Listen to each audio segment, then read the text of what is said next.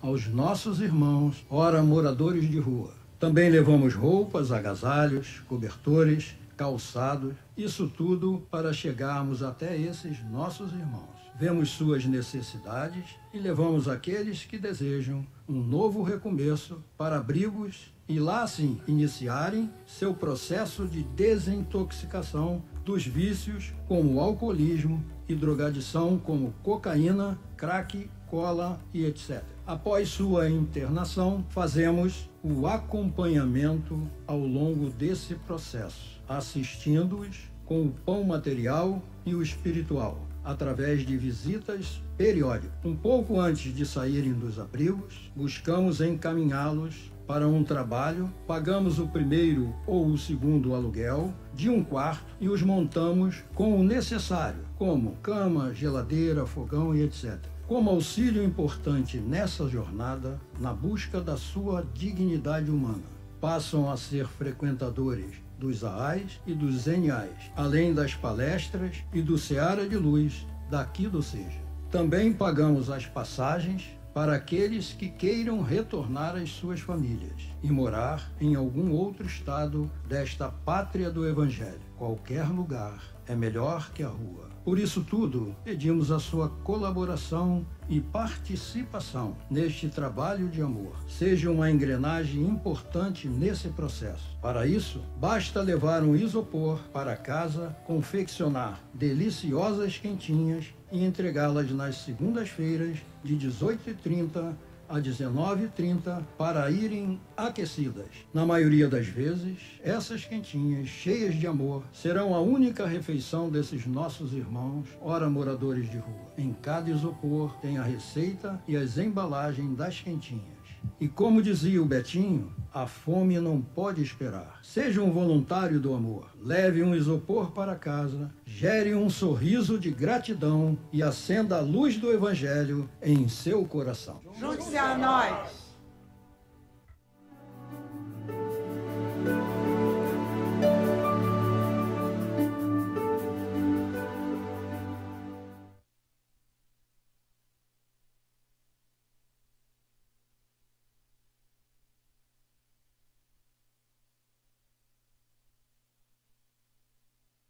Valoriza-te. Valoriza o teu tempo com pensamentos edificantes. Se utilizas o precioso tempo preocupando-te com o mal com que possas te envolver, permanecerás no mal, envolvendo-te em temores e angústias. Valoriza o teu corpo, pois ele é o nobre santuário que lhe foi emprestado para estar aqui, vencendo os desafios e enobrecendo a alma. Valoriza a tua alegria de viver, pois ela é saúde e faz parte da elaboração inteligente de um projeto de bem-estar e saúde. Sorria constantemente. Comece o teu dia sorrindo para você mesmo diante do espelho. Sorria para aqueles que encontrar, para aqueles que vivem à sua volta. Ria, ria muito, sem gargalhadas nem esculachos. A zombaria é fator atrativo dos desequilíbrios e de ondas negativas perturbadoras. A alegria é saúde, ela irradia bem-estar por todo o seu campo de energias, substituindo toda a carga densa em energias positivas. O riso estimula os músculos faciais, estimula a reprodução de imunoglobulina salivar, evitando a invasão de bactérias e vírus oportunistas. A alegria é grande auxiliar no refazimento das doenças, principalmente as degenerativas e as da área emocional. Valoriza as tuas oportunidades de mudar. Os desafios que encontras no caminho são aberturas para a tua transformação, para a ampliação dos teus horizontes. e para libertá-lo do pessimismo e do sofrimento através do autoconhecimento. Valoriza a tua serenidade de agora e amplia este momento pensando no amor. Mentaliza todas as tuas células, recebendo essa energia de bem-estar que se amplia por todo o teu ser e irradia sobre tudo à tua volta. Valoriza a tua vida nesse instante e a vontade de viver com alegria e paz, pois é uma conquista pessoal que ninguém pode lhe tirar ou absorver. Tua vontade é determinação. Determinação é coragem. Portanto, estás preparado agora para valorizar a ti mesmo cada vez mais.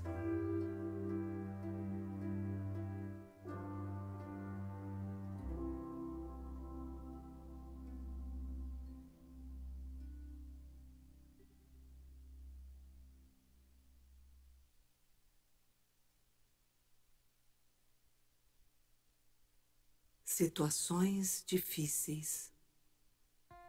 Quando estiveres de frente a situações difíceis, não se torne intempestivo, permitindo que a dificuldade se transforme em tormentos. Aprende a dominar o seu instinto, a fim de que este não se torne gerador de problemas e da sua infelicidade. Conversações lamuriosas são geradoras de grandes distúrbios, causadores de desespero, favorecendo a revolta e tornando-o atormentado e com sentimentos de perseguição. Aceita as dificuldades do teu caminho. Elas não surgem para destruí-lo, mas para torná-lo mais forte e capaz, através do aprendizado, libertando-o do medo de agir. Em situações difíceis, busca a coragem da fé. Ela se faz essencial. A oração te fortalece. É infalível meio de vencer os obstáculos e transpor todos os impedimentos. Serás impulsionado pela fé, que é grande geradora da coragem. Através da oração, saberás discernir entre o certo e o errado, entre o bem e o mal, entre o justo e o injusto, e sentirás... Boa noite a todos. Sejamos todos bem-vindos à Casa de Joana de Ângeles, para mais um encontro, né, de aprendizagem, de confraternização, de troca. Enfim, um momento muito bom em que a gente está aqui em companhia dos benfeitores espirituais, nos envolvendo com muito carinho. Antes de iniciar, vamos aos nossos recadinhos. Então, gente, nós já estamos aqui, hoje é dia 1º de agosto. No dia 5 de agosto, domingo, estará acontecendo o nosso congresso, lá no quilômetro de Vantagem Hall, no Via Parque, ou seja, está pertinho. E nós sabemos que vai ser um tema assim, maravilhoso, apaixonante, que diz respeito a todos nós. Transição planetária, juntos, construindo o futuro. Vai ser de 9 às 19 horas e vamos ter, falando sobre esse tema assim muito instigante para todos nós, Divaldo Franco, nosso cofundador, presidente de honra, nosso grande amigo, mais uma vez junto conosco. Vamos ter Rossando Klinger, André Trigueiro, Cristiane Niero, representando a nossa casa, Juan Danilo Rodrigues, que é um psiquiatra, ele vem lá do Chile, e ele faz um trabalho muito bonito lá na Mansão do Caminho com relação ao autismo, né? Nós conhecemos muito pouco a respeito do autismo. A gente não tem uma noção assim exata, mais completa do que seja o autismo. Então, o Juan ele faz um trabalho, um estudo muito bom, muito profundo, e está buscando ajudar as crianças, os jovens, ou seja, que sejam portadores dessa característica, para que eles possam melhor se adaptar a essa reencarnação, enfim, tenham uma melhor condição de vida, que a gente sabe que não é muito fácil, né, para aqueles nossos irmãos que têm o autismo. É um desafio para eles. Então, o Juan ele vai, inclusive, formar uma clínica lá na Mansão do Caminho, está lá junto com o Divaldo, e está fazendo um trabalho muito bonito assim, com relação a isso. Então, ele vai estar falando conosco. Vamos ter também, no momento artístico, Christian Oyens, Verônica Sabino e a Natasha Mequena. E, assim, vai ser bastante enriquecedor para a gente. Por quê? Quando a gente fala em transição planetária, a gente pensa sempre em algo acontecendo no planeta, né? No exterior, maremoto, terremoto, mudança disso, mudança daquilo. Mas a gente se esquece que esta mudança, essa transição se faz principalmente dentro de nós, os espíritos que habitam esse planeta, os espíritos encarnados que estão aqui nesse planeta. Então, para que essa mudança se faça vista por todos, seja notada e seja realmente presente no nosso planeta, é necessário que cada um, de per si, promova essa transformação, essa mudança dentro de si. Porque, na realidade, a gente vive muito o exterior, está muito focado no mundo que nos cerca, e esquecemos de nos focar no nosso mundo interior. Então, nessa palestra, nós vamos ter, assim, orientações preciosas de como a gente trabalhar essas questões, o que é realmente a transição planetária, como se faz essa transição dentro de nós. E nós vamos ter temas assim muito legais. Olha só. Iraci Campos, ela vai falar da transição planetária e as doenças emocionais. O que tem a ver transição planetária com doença emocional? O que é?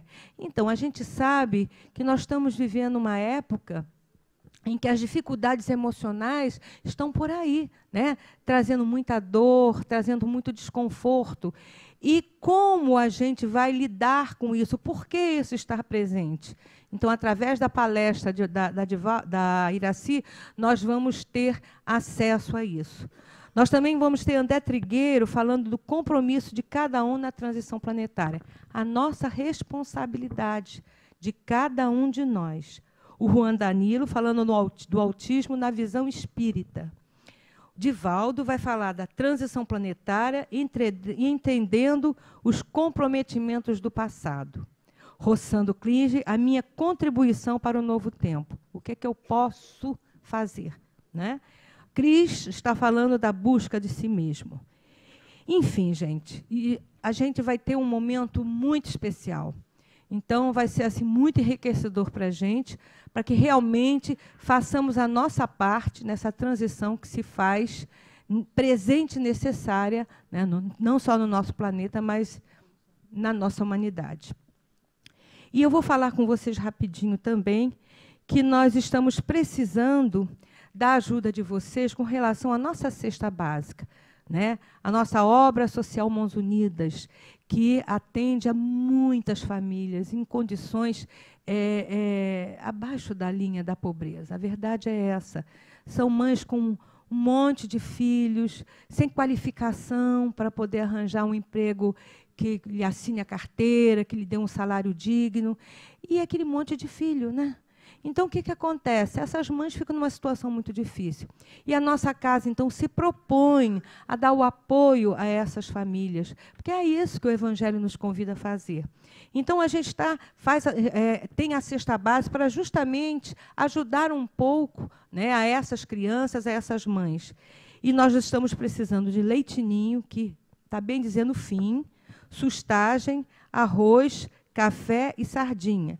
O Leitinho e Sustagem é no programa do leite que nós temos com crianças até 3 anos de idade e com os idosos.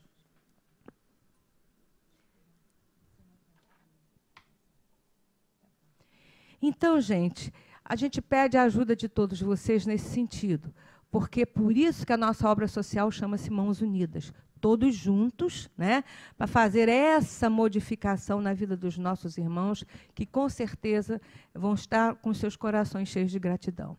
Então, vamos fazer a nossa oração, vamos elevar os nossos pensamentos a Deus, nosso Pai de amor e bondade, ao nosso Mestre Jesus, o nosso guia maior, e pedir que nos envolva nesta noite, trazendo para cada um de nós a serenidade, a paz, a harmonia. E que nós estejamos com mentes e corações abertos para os estudos que nos serão trazidos nesta noite. E vamos pedir a Joana de Ângeles, nossa mentora amorosa, que com seu carinho, a sua inspiração, envolva a Iraci Campos, trabalhadora da nossa casa, nos estudos que ela trouxe para compartilhar conosco nesta noite. Graças a Deus.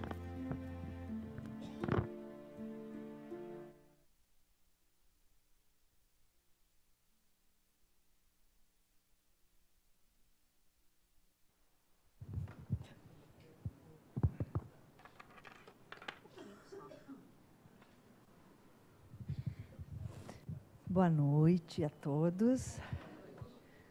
Nossa, está todo mundo deprimido? Só porque a gente vai falar de relacionamentos e dependência afetiva? Vamos lá, vamos lá. Boa noite, pessoal. Boa noite. Pronto, vai sair todo mundo daqui livre ou deprimido. Não, é só essa daqui mesmo, tá certo? Isso, é que eu não gosto desse negócio no meu olho. Bom, como vocês podem notar, não sou careca, não sou moreno, não tenho barba e não sou um homem. Então, eu sou o plano B de hoje. Como muita gente está preso no congestionamento, está chovendo? Então, na chuva, né, eu não sei bem, ele estava desesperado que ele não saiu do mesmo lugar em 30 minutos. Então, é isso aí. Então, nós resolvemos falar do livro Reconstruindo Emoções. Ela tem, assim, muitos temas dentro desse livro que falam, assim, da nossa autobiografia não autorizada e que deixa a gente assim, meu Deus, o que eu faço agora? Mas ela dá a resposta, né? Porque, às vezes, a gente vê algum livro que a gente lê, e aí fala assim, meu Deus, isso é isso, isso é isso, isso. E aí, chega no fim do livro, você fala, e agora? Então, e agora você vai para o próximo livro, até você encontrar a resposta, né? Mas ela dá uma resposta nesse livro. Está ligado?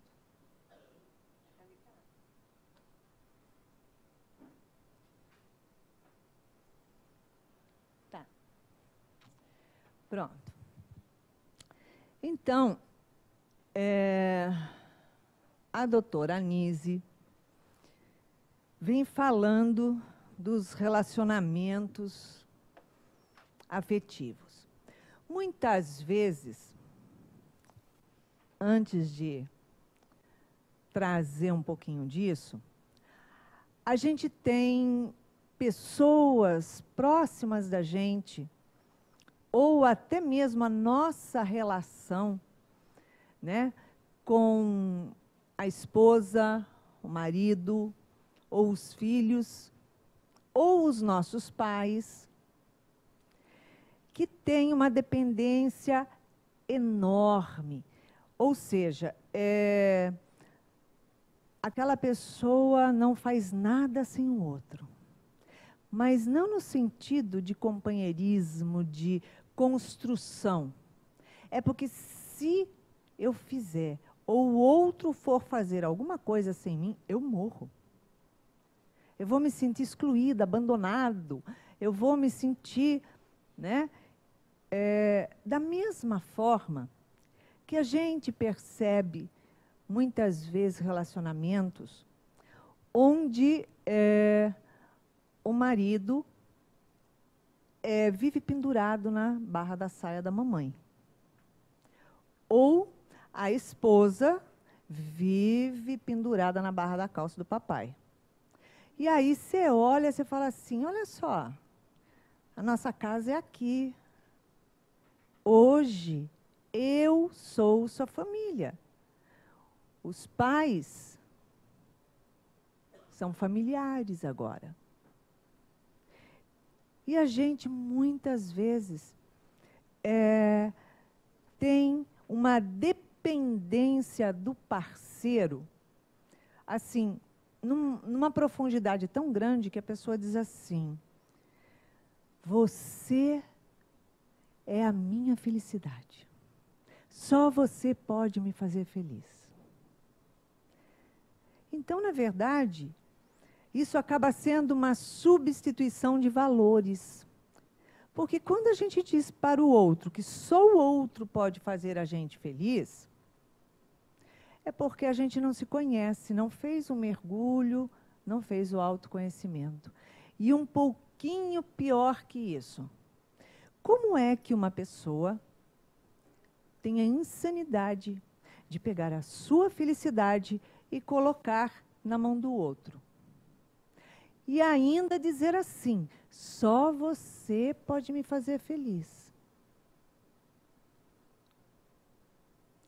O outro, se ele tem uma relação difícil com a pessoa, então ele vai falar assim, eu não estou fazendo fulana feliz.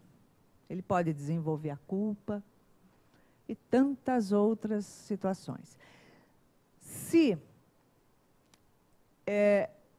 ele ou ela resolve se afastar, concluindo que não existe mais afinidade afetiva de amor, marido e mulher, a outra pessoa se afasta e aí a sua felicidade foi embora.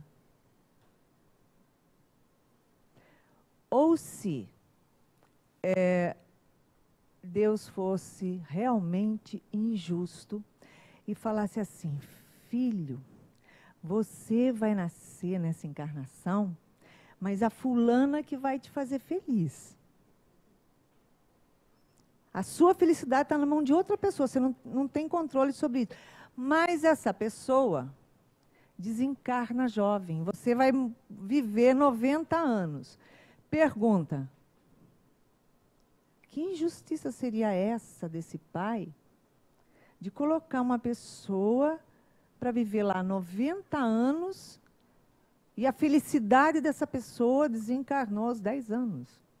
A pessoa vai passar 80 anos infeliz na vida dela. Gente, a minha felicidade está do outro lado. E aí? Então, a gente vê que não bate. Tal dependência nos faz mal. Porque cada um tem dentro de si a sua felicidade.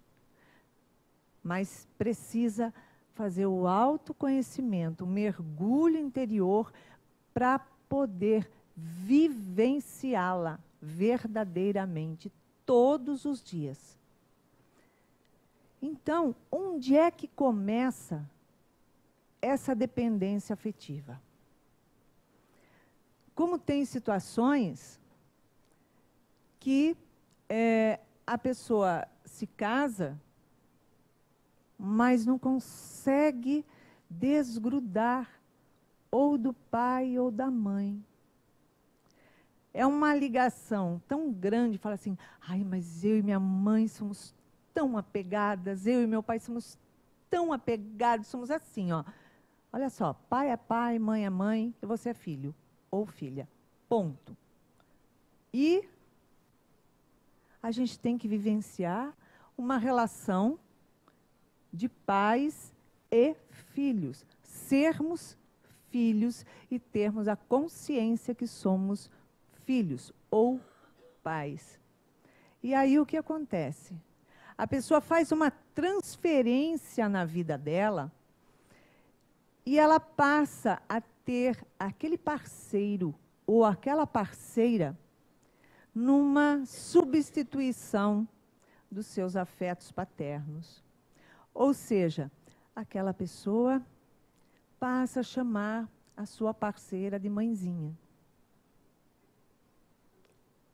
Ou começa a chamar o parceiro de paizinho. Paizinho, vem aqui. Não, a gente se trata assim. Pergunta. Quem é que dorme? Tem relação com a mãe ou com o pai? Ninguém. Como é que, no meio, num casal, um vai chamar o outro de mãezinha ou paizinho? Ai, mamãe. Ai, pai. Olha só, acabou com o relacionamento aí. Fim. Porque, psicologicamente, nós estamos atrelados àquela imagem. Isso é uma coisa que vem historicamente de milhares de encarnações. Então, se eu me coloco vivenciando com o meu parceiro e o meu parceiro me chamando de mãe, ou seja, psicologicamente ali já existe uma barreira e acabou já o casamento, né? Tanto a doutora Anise quanto Joana de Ângeles dizem assim: mãe é mãe, pai é pai. Homem e mulher fazem sim o casal, mas não o papel de mãe e pai junto um do outro. Para a gente fazer essa transferência de dependência, de responsabilidade, de afetividade, de todas aquelas bagagens psicológicas que a pessoa vive em fuga dentro dela. Então, a gente fica tentando descobrir da onde é que vem essa dependência afetiva. Poxa, mas o meu marido, ele não faz nada sem perguntar para a mãe. Mas o meu marido, tudo que ele quer fazer, viajar, não sei o quê, tem que ter anuência da mãe. Gente, meu marido convida a mãe para ir em todo lugar que a gente vai. Ou o marido diz assim: a minha esposa não viaja comigo sozinho. Onde eu vou, tenho que levar a sogra junto. Ou o sogro junto. Por quê? Porque a pessoa fala assim: ah, não, eu não posso passar 20 dias viajando, deixar meus pais aqui. Ah, eu não consigo ficar longe do meu pai ou da minha mãe. Como assim? O cordão umbilical nosso é cortado assim que a gente nasce. Por que isso? Como é que a gente encontra essas respostas? Então, a Anise diz assim, que a sociedade contemporânea vivencia uma grande crise de valores éticos morais, onde o ter sempre foi exaltado e o ser cada vez mais postergado. O egoísmo e o individualismo imprimiram suas marcas no comportamento coletivo, valorizando-se mais e mais o culto ao prazer e à satisfação imediata dos desejos. Como é que nós educamos os nossos filhos, ou como é que fomos educados?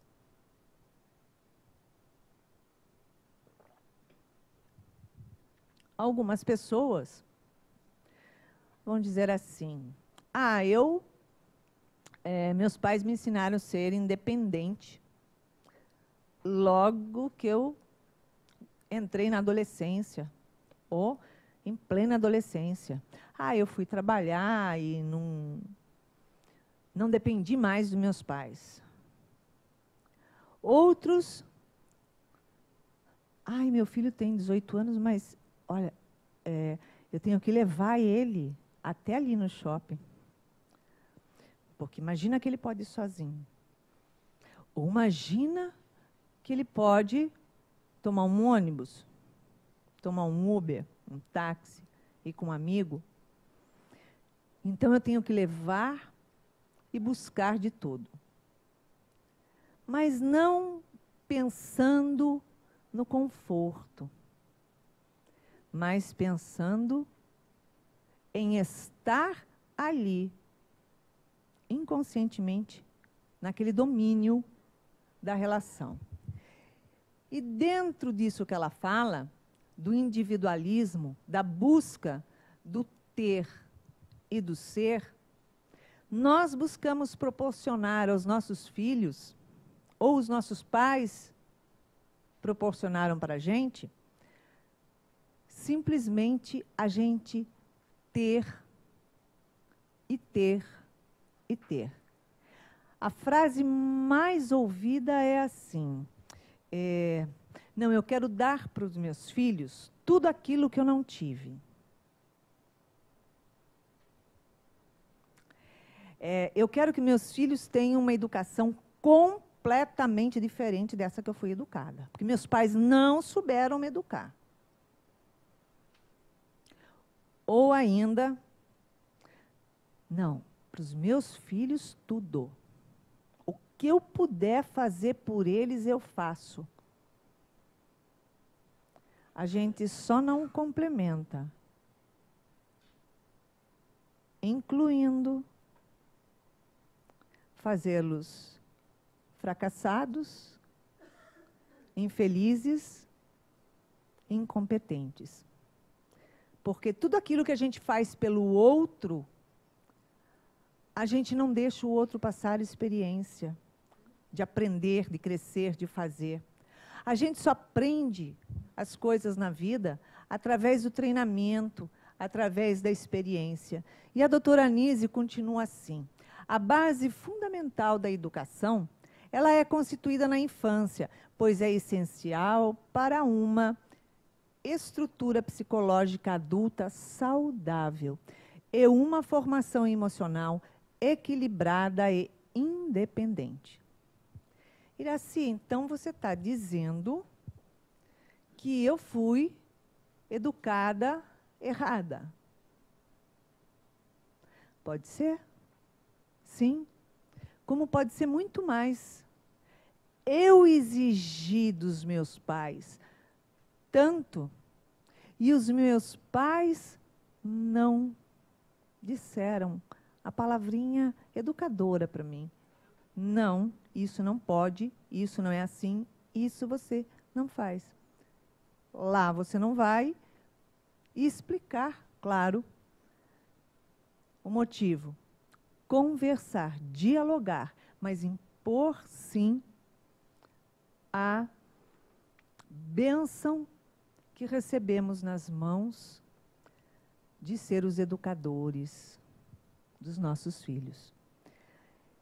E aí, ela diz assim, acontece que muitas vezes há uma grande falta de sensatez nas atitudes dos pais, mesmo sendo com o propósito de acertar, deixam de ser participativos em seu desenvolvimento e agem de variadas maneiras, seja negligenciando, sendo totalmente permissivos, seja com autoritarismo ou, na maioria das vezes, superprotetores. Eu não deixo meu filho fazer isso, aquilo, porque se não der certo, ele vai sofrer. Ótimo. Aprende desde criança que a vida não é sim, sim. Que a vida responde para a gente não em tantos momentos, principalmente na atualidade que a gente vê isso. A gente observa que os pais, hoje em dia, buscam cada vez mais serem amigos dos seus filhos do que pais. Ali, eles não colocam a sua soberania de pais, a sua autoridade de pais para educar e levar a um bom caminho. Então, os pais buscam ser amigos dos filhos. Não que os pais não devam ser amigos. Com certeza. Deve sim ser amigo, mas antes de ser amigos, devem ser pais. E é o que acontece hoje em dia, exatamente ao contrário. O que eu puder poupar o meu filho de passar apertado, de passar necessidade, de isso e daquilo, eu vou fazer. Meu filho me pede as coisas e eu dou o que ele pede, porque eu tenho condições para isso. Eu tenho uma condição socioeconômica muito elevada. Vou negar alguma coisa para o meu filho? Vai. Quando chegar a vez desse filho se tornar um homem e agir como homem, será que esse filho vai estar preparado? Ele vai caminhar com as próprias pernas? Ele vai despertar, acordar? Não, ele vai provavelmente ser inseguro e ter medo da vida, porque ele não utilizou a oportunidade de ser e de fazer. Não existe oportunidade mais bela na nossa vida do que errar. Iraci, você está maluca? Errar? Pois é, errar. Porque quando a gente erra, a gente tem um sentimento e uma emoção de que tem a consciência que aquilo não deu certo, faz você refletir por que não deu certo, como mudar e o que fazer.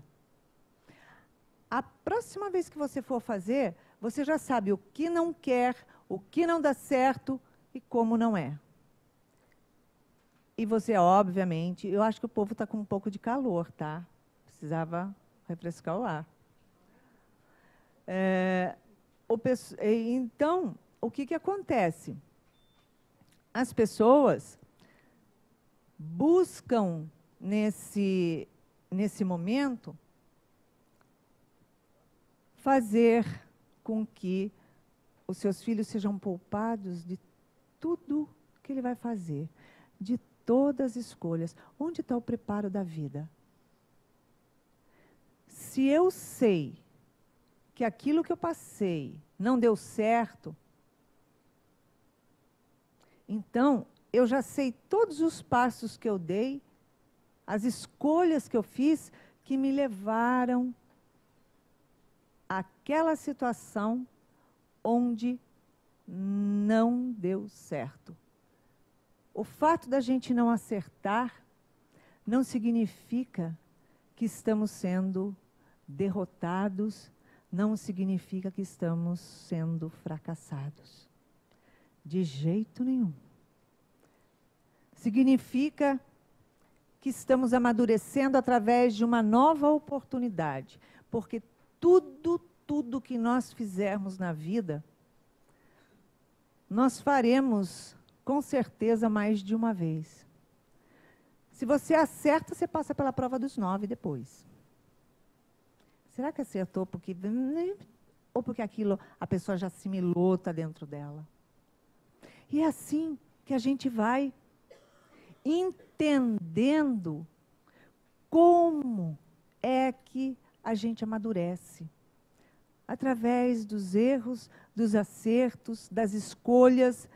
E se a gente não dá oportunidade ao nosso filho de fazer as escolhas, a gente, com certeza, está tirando dele a oportunidade de amadurecer. Certa feita,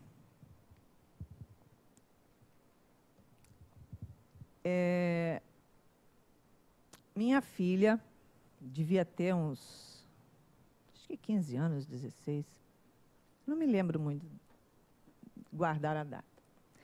E que as amigas já estavam saindo à noite, indo para a boate, fumando, e não sei o quê, papapá.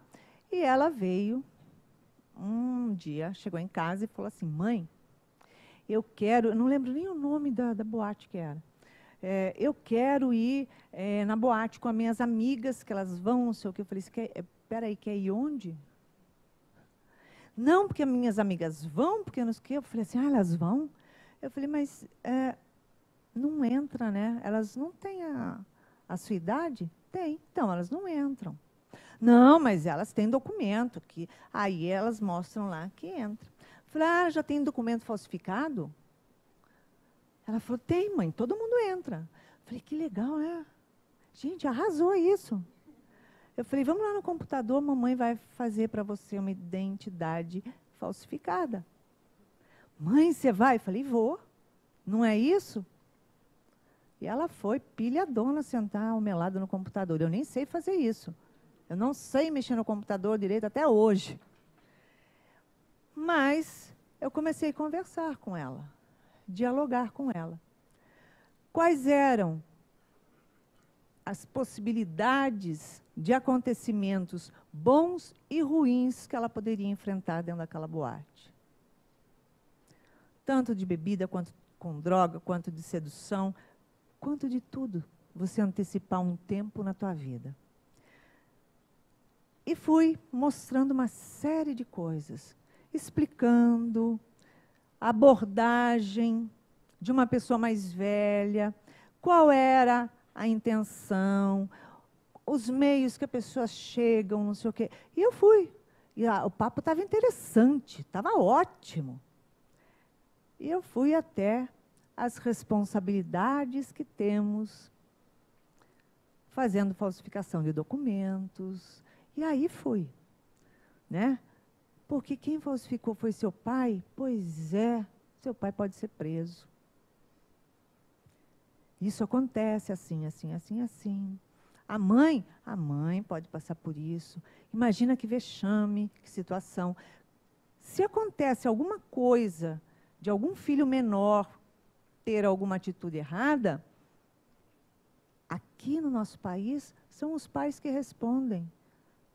Porque ele tem uma idade ainda considerada menor. E a gente vai indo, vai entendendo o que ele está falando. E aí, no final da conversa, ela fala assim, mãe, eu acho que eu não vou, não. Acho que não vai dar certo. Eu falei, você sabe que eu também acho isso? Por quê? Porque eu não cheguei metendo o pé no peito e falando, você não vai por causa disso, disso, disso. Os meus pais fizeram isso comigo. E foram muito bem no que eles fizeram. Porém, eu mostro, eu busco trazer o entendimento. Agora, se ainda assim, dentro daquele ser, daquele espírito, tiver ainda essa índole que ele traz de um passado, realmente, de fazer uma escolha extremamente tortuosa, eu estou acentuando isso no meu filho. Então, a minha primeira atitude é falar, ok, eu expliquei tudo, você não quis entender, você não vai. Claro. Né? Então, olha só, a sua mãe se propôs a falsificar um documento, correndo um risco de ser preso para você estar numa boate, e você fala, tá bom, vamos. Você não se preocupa com nada? Né? Então, não precisou chegar a esse ponto, porque ela realmente fez a escolha correta. Foi tentar convencer as amigas, mas não deu certo, não. Né? Então, doutora Anise diz assim, quando a criança e jovens têm mau comportamento e cometem erros, os pais, na maioria das situações, têm sido permissivos e não fazem sequer algum tipo de advertência ou aconselhamento, ou são superprotetores e nenhuma repreensão acontece. Agem como se nada houvesse ocorrido. Não realizam nenhum diálogo de esclarecimento para que haja o reconhecimento da falta e da retratação em seguida. Nesses momentos que a doutora Anise vinha fazer a psicografia, ou antes de iniciar a psicografia, 4 horas da manhã, ou após ela ter feito a psicografia, ela me levava para muitos locais. Esses locais que ela me levava era exatamente para eu presenciar situações e compreender melhor o que ela trazia dentro da área da psicologia e dentro da área da psiquiatria, onde a gente acaba desenvolvendo alguns transtornos psiquiátricos. Então, ela me levou numa situação, eu não sei qual das duas eu conto, né? Mas, enfim. Vamos lá, vamos pegar a criança primeiro. Ela me levou numa situação onde tinha uma criança de 4 anos, outro de 6 anos, eram 2 meninos, e pelo sotaque deles, da família, devia ser uma família que morava no sul, e o garoto chega para o pai e fala assim: pai, me leva no shopping? E o pai fala: filho, agora papai não pode. Pai, mas eu quero ir no shopping, agora. Filho, papai não pode levar você agora. E vem o mais velho. Pai, eu também quero ir no shopping agora. E ele falou: papai não pode. Aí o pequenininho já se irritou. Pai, eu disse que eu quero ir no shopping agora. E o pai foi abaixar para conversar com o filho. Quando ele se reclina para falar com o filho: filho, olha, o papai... E ele nem acabou de falar o papai. A criança puxa o braço para trás e pá! No rosto do pai. Quando eu vi aquela situação, a minha primeira reação foi tremer toda e assim, ai, meu Deus. Né? Porque a gente espera que o pai tome uma atitude. E esse pai tomou uma atitude. Virou para o filho e falou assim: tá bom, filho, papai vai levar, não fica nervoso. Quando eu vi isso, eu olhava para a Anise, tipo assim, e agora? Alguém tem que fazer alguma coisa. O que vai ser dessa criança? Uma coisa assim horrorosa. E ela falou: nós estamos aqui para observar e trabalhar. Então, mesmo que quiséssemos, de alguma forma, buscar socorro espiritual de mentores para vir ali e assistir, não estava na nossa competência de trabalho.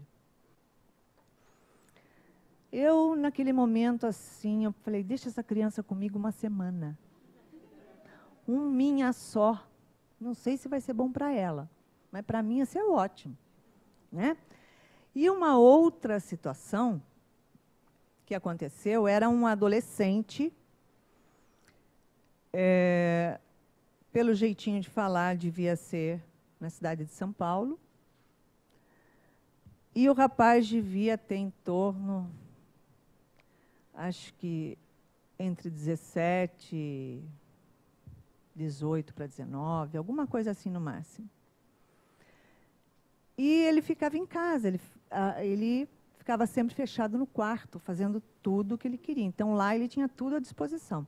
Computador, jogos, tudo o que ele queria fazer estava lá à disposição. E ele passava assim a maior parte do tempo no quarto. Chegava nos momentos de jantar, almoço, né, que os pais chamavam para a mesa. Ah, não, agora não vou, não posso, estou ocupado. Eu fico imaginando o que ele estaria ocupado. Estudando ele não estava, trabalhar não trabalhava. O que ele estaria ocupado? E os pais insistiam e ele gritava, tirava sapato na porta, o que ele tivesse em cima da mesa, na porta, incluindo o telefone. Atirava na porta e os pais: calma, calma, esse menino é muito nervoso. Eu daria outro nome, esse menino é muito mal educado. Mas os pais costumavam dizer que ele era um bom menino, que ele era caseiro, não ficava se envolvendo com amigos que viravam noitada, através de uso de bebida alcoólica, nada. Ele era um bom menino. Só que os pais não perceberam que esse menino tão bom tinha colocado a família em risco. Porque ele entrava em todos os sites imagináveis. Então, ele comprava droga, ele negociava, vinham trazer na casa dele. Olha que coisa boa, entregava na porta. Olha que coisa boa, né? Então, entregava na porta. Né? Ah, é um amigo que trouxe, é um não sei o quê, tal. E os pais, ele não sai para nada. E ele utilizava dentro do quarto dele. Ele se envolveu com amigos, enfim, pela internet. Digamos que de uma forma muito violenta, porque ele gostava dos jogos de violência, ele gostava de algumas coisas e expôs a família, porque ele tinha na rede social dele várias coisas que ele postava. E ali começaram a observar o movimento da família, o movimento dele, algumas coisas.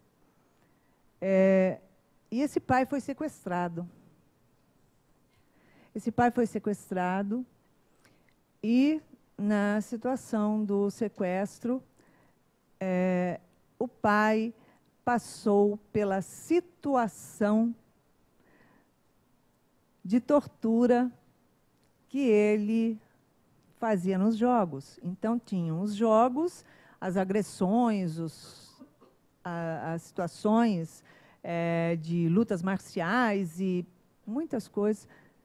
E esses outros jovens, fizeram isso com esse pai, que levou ao desencarne. Então, muitas vezes, como aqueles pais diziam, eu prefiro meu filho dentro de casa, que ele está mais protegido do que se sair de casa. Mais protegido? Ele está mais... O que o meu filho faz quando está em casa?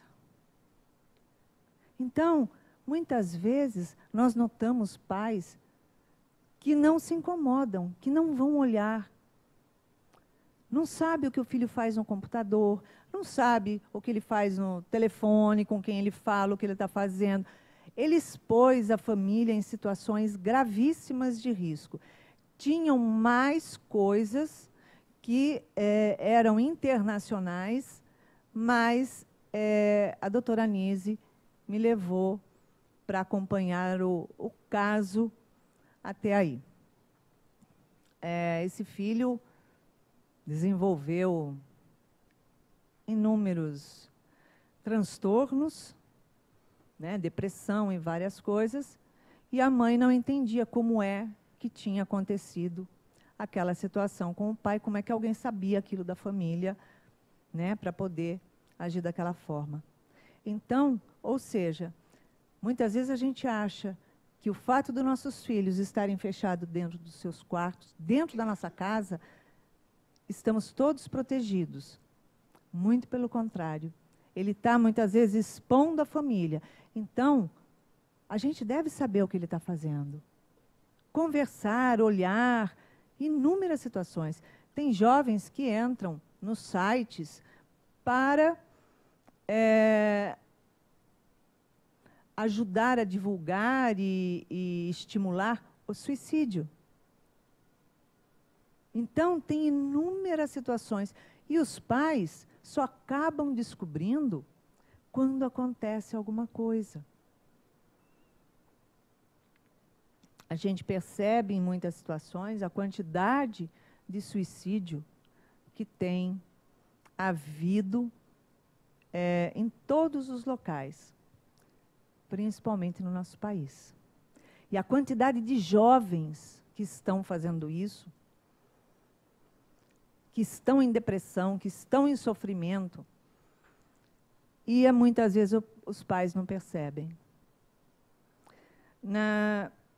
Numa dessas cidades que nós fomos, que a gente está fazendo um circuito de palestra, da divulgação do livro em muitos locais,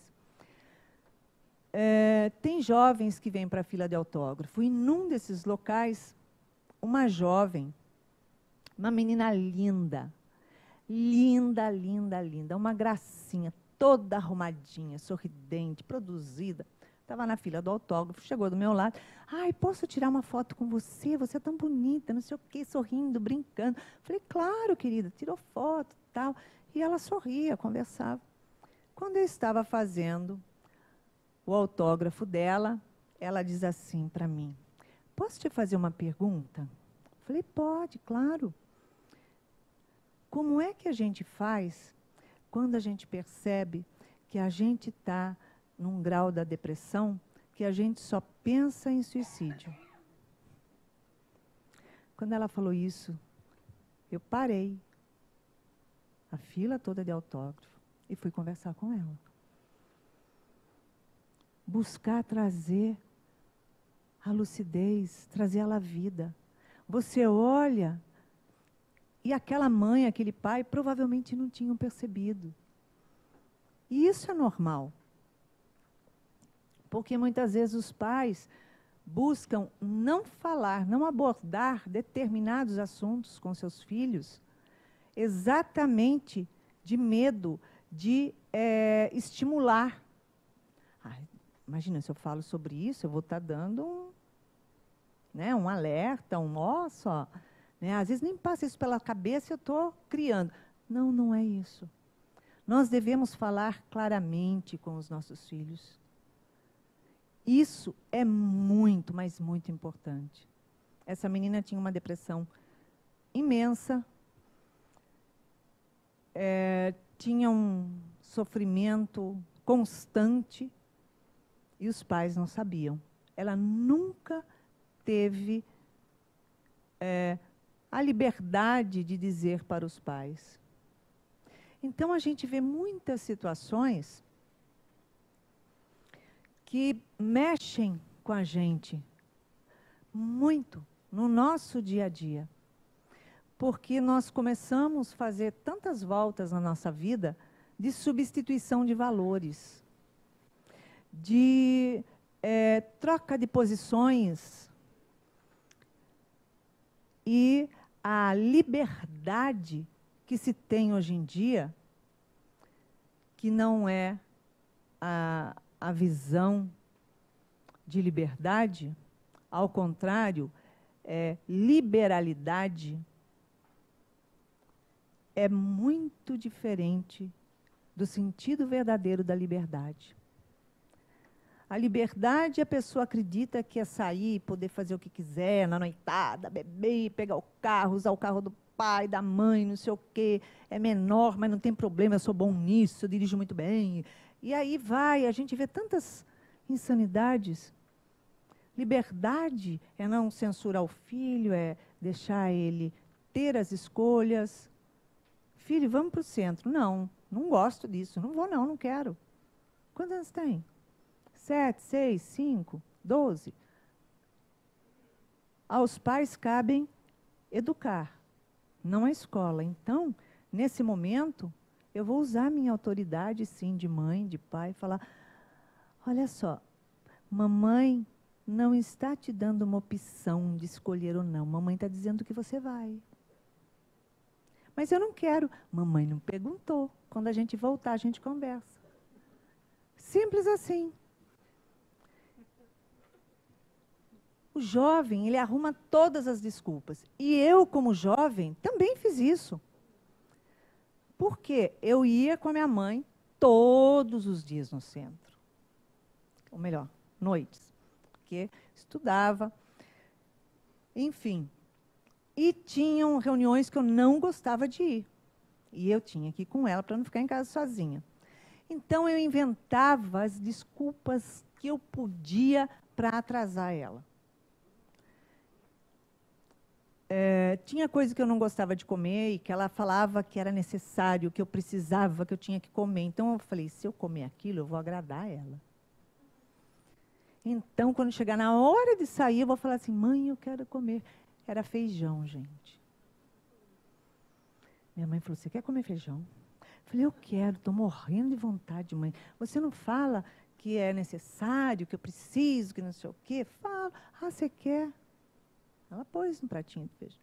Gente, aquele feijão não descia nem rezando. E eu comendo aquilo, olha. Aí chegou um momento que ela falou assim, bom, agora que você já enrolou bastante para a gente chegar atrasada, vamos embora que a gente vai chegar mesmo atrasada, com a porta do centro fechada, a gente vai ficar sentado lá na porta.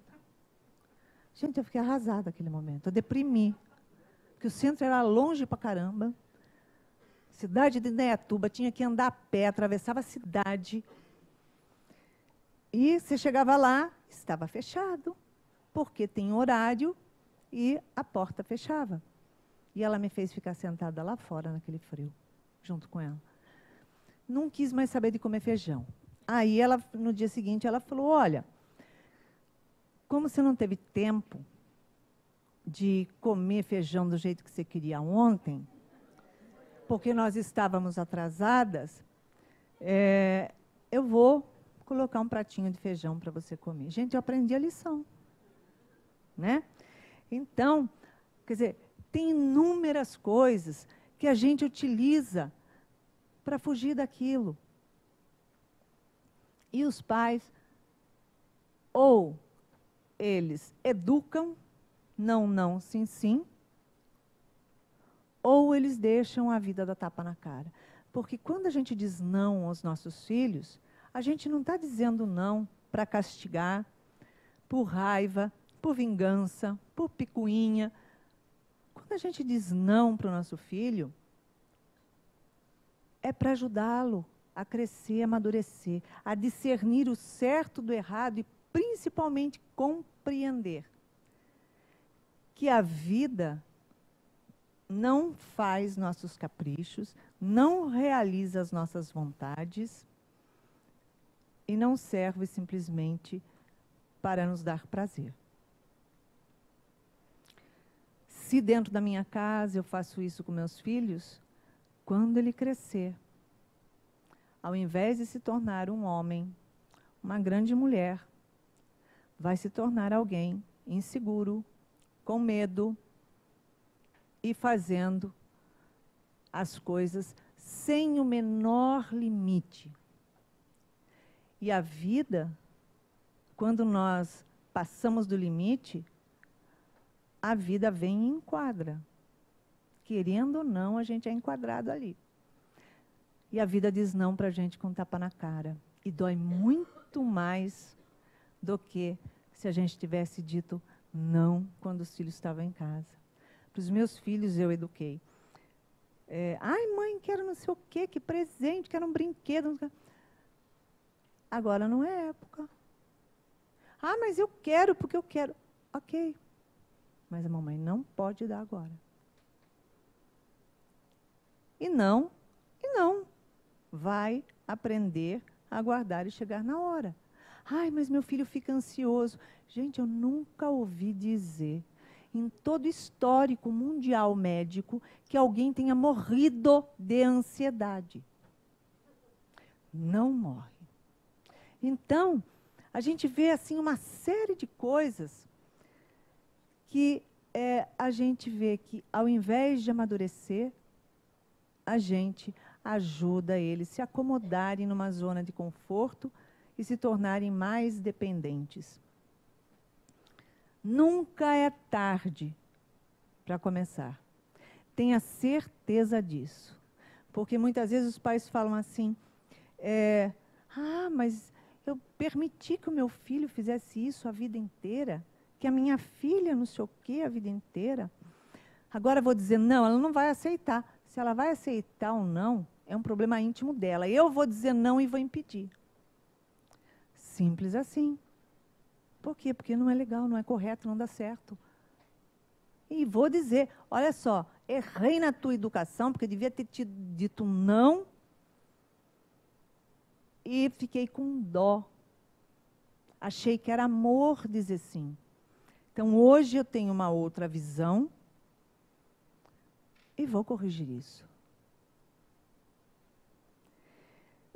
A gente, como pais, devemos sempre procurar a melhor maneira de educar e de se educar. Porque nós, adultos, precisamos de educação, de nos educar. E existem pais que se culpam pela escolha do filho, da filha. Uns, muitas vezes, foram para o mundo das drogas, outros para o mundo do crime, estelionato, às vezes da prostituição, às vezes de tantas outras coisas. Então, eu aprendi uma coisa também com a doutora Nise e com a nossa mentora Joana. Pais, não se culpem pela educação dos seus filhos. Não se culpem em momento algum. Primeiro, que a culpa, ela não existe. É o maior erro do ser humano sentir culpa. Porque o pai, ele não nos condena, ele não nos castiga, ele dá nova oportunidade de reparação. Se nós fôssemos castigados e condenados porque somos culpados, nós estaríamos condenados a vida inteira a pagar por um pecado, por um erro e a não ser feliz. Ponto.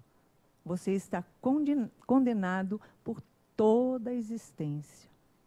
E ele fala que não, no próprio Evangelho, dá novas oportunidades. Então, pais e mães, o que nós temos pelos nossos filhos é responsabilidade. Isso sim. E quando nossos filhos crescem e fazem as escolhas deles, e as escolhas deles não são bem feitas, a responsabilidade, a culpa que não existe, não é minha. Eu tenho que ter a minha paz interior, a minha cabeça tranquila. Porque no momento que os pais estavam educando esses filhos, na idade, no momento dos seus pais, eles fizeram o melhor que eles tinham dentro deles. O melhor que eles compreendiam sobre educação. A visão melhor que ele tinha para educar aquele filho. E o jovem, já desde bem jovem, já sabe fazer escolha. Com 12 anos, o jovem já sabe fazer escolha. Ele sabe se ele quer usar droga, se não quer, onde ele quer ir, o que ele quer fazer. Você fala assim, imagina, 12 anos. Filho, eu arrumei uma namorada para você, maravilhosa, linda. Vou te apresentar agora. Minha filha tem 12 anos, aí, olha só. Mãe, eu não quero isso, de jeito nenhum. Não, filho, mas é uma pessoa de família, uma pessoa maravilhosa, uma pessoa... Mãe, vê se me erra. Eu não quero nem saber, mas nem morto que eu fico com essa coisa. A menina pode ser maravilhosa. Por quê? Porque ele tem opinião, ele sabe escolher. Agora, chega para o teu filho e fala assim, ou para a tua filha e fala assim, não namora essa pessoa, porque essa pessoa não tem, digamos, um bom currículo, um bom pedigree, né? fez um monte de besteira, né? E faz isso, e tá aquilo, e é bandido, é isso e aquilo. O que a filha vai dizer? O filho vai dizer? Ah, não, mas eu amo. Eu amo muito, a gente se ama muito. Jamais essa pessoa me faria um mal. E os pais podem se descabelar. A escolha do filho e da filha. Então, nessa fase da idade, a gente já tem o retorno da personalidade daquele espírito. E ele formando a sua persona nessa encarnação. Mas ele já tem toda aquela índole que ele traz. Então, se os nossos filhos escolhem as portas erradas de vida, nós temos que ter a consciência de que, quando meu filho era pequeno, eu não dei cocaína para ele tirar e falar, é assim, filhinho, ó, é assim. Todo dia eu falei, tomar, ó. É assim, filhinho. Nenhum pai pega uma criança e faz isso. Nenhum pai pega a criança e fala assim, olha, enfia a mão disfarçada assim no bolso e você vai roubar a carteira. Assim. Não faz isso. A gente dá para os nossos filhos aquilo que nós entendemos e sentimos como o melhor que podia ser. Agora, se o filho diz assim, ou a filha, meus pais não souberam me educar, eu sou assim, falam que eu sou mimada, mas eu não sei o quê, papapá. Olha só, os seus pais deram a você a melhor educação que eles podiam, que eles tinham condição e entendimento na época da sua idade. Pode não ser a melhor educação na sua visão ou o que você quisesse ter, mas, com certeza, nós demos o melhor. E se a pessoa escolheu o caminho errado, ela escolheu por livre, espontânea vontade. Ninguém obrigou. A escolha da gente é individual. Como espíritos que somos. Então, eu dei o melhor de mim. Meu filho escolheu o que ele quis. A minha filha escolheu a porta que ela quis. É um direito deles. Então, a responsabilidade também é daquele que faz a escolha. Então, nos culpar pela educação que praticamos com os nossos filhos, ou pela educação que recebemos dos nossos pais e culpá-los, não tem como. Porque quando a gente começa a raciocinar, a refletir, a gente faz a escolha que a gente quer. Ninguém pode nos obrigar. Mesmo se alguém botar uma arma na cabeça da gente, ainda assim, a escolha é da gente. Se você não fizer isso, eu faço isso. Isso é um problema seu se você faz. Agora, a escolha de fazer ou não é minha. E isso a gente aprende com esses espíritos, esses mentores amorosos que vêm nos acolher. Que Jesus nos abençoe. Muita paz a todos. E sejamos todos nós filhos felizes. Filhos que buscam a sua realização íntima. E pais felizes e conscientes que de si você se entregou da melhor forma. Muita paz.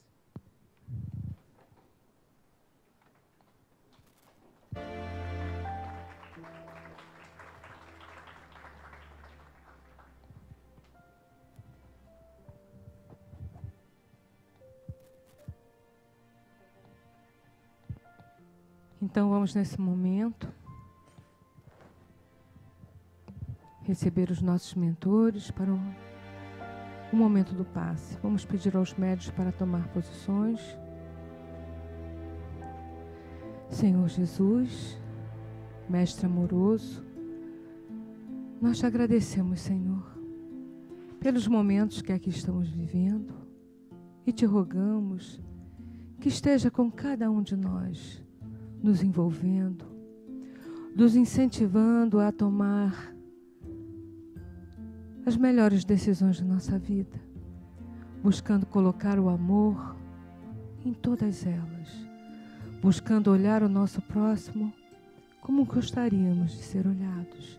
Enfim, vivenciando os seus ensinamentos a todo instante, a toda oportunidade. Graças a Deus.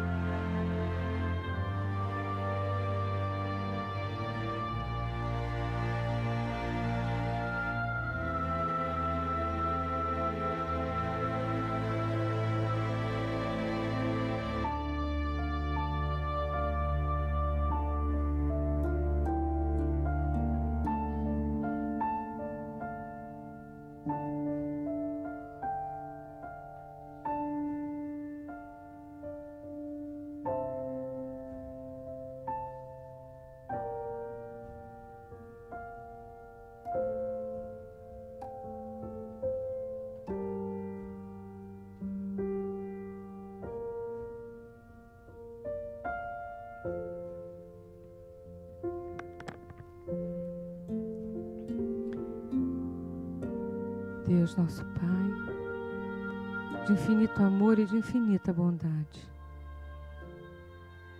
nós estamos gratos, Senhor, pelos momentos que aqui tivemos juntos em família, pelas bênçãos que foram direcionadas para cada um de nós, por esses benfeitores espirituais. Agradecemos a presença amiga e amorosa de Jesus, que nos envolveu a todos com muito carinho. E te pedimos, Mestre, que esteja com todos aqueles que neste momento se encontrem em desequilíbrio, em sensação de desamparo, em dor e sofrimento, seja físico, seja emocional, seja moral. Envolve-os, Senhor, no teu amor. Mostra a cada um deles que sempre existe a esperança e que o Pai de amor e misericórdia não abandona nenhum de seus filhos. Nós te rogamos também, Senhor, pelos nossos irmãos que se encontram nas ruas, perdidos em seus desequilíbrios e viciações de todo tipo. Que eles possam encontrar dentro de si próprios a vontade, o desejo sincero de refazerem seus conceitos, suas escolhas, sua vida. Que você, Mestre amado, que és o médico das almas, possa envolver a cada um, dando a cada um a condição de se soerguerem, de buscarem ajuda, que muitas vezes lhes é oferecida, mas que não enxergam. Te rogamos, Senhor, pelos nossos irmãos que se encontram perdidos no desejo insano do ter, do poder, esquecidos de que aqui viemos, Senhor, para aprender a ser, para exercitar o amor que está dentro de nós, pois somos todos filhos de Deus. Te pedimos, Senhor, pelos nomes e endereços das caixinhas de radiação, que eles sejam, Senhor, visitados pelos nossos mentores, para que possam receber toda a ajuda que se fizer necessária. E finalmente te rogamos pelos nossos irmãos que já estão no plano espiritual, que possam entender a mudança de dimensão pela qual passaram e entender também que os laços do afeto, do amor, a esses não se rompem, que é somente uma separação temporária daqueles que ficaram no plano terreno, mas que logo, logo se encontrarão, porque todos nós fazemos parte de uma mesma família, a família espiritual, a família universal. Enfim, Senhor, nós só temos a te agradecer por tudo. Agradecer a Joana de Ângeles, essa mentora tão amorosa que está sempre a nos envolver. E a toda essa equipe de benfeitores espirituais que está sempre pronta a nos auxiliar a todo instante. Enfim, Senhor, agradecidos que estamos por tudo isso que recebemos, ainda te rogamos que continue conosco durante toda a semana, que continue conosco agora e sempre. Graças a Deus.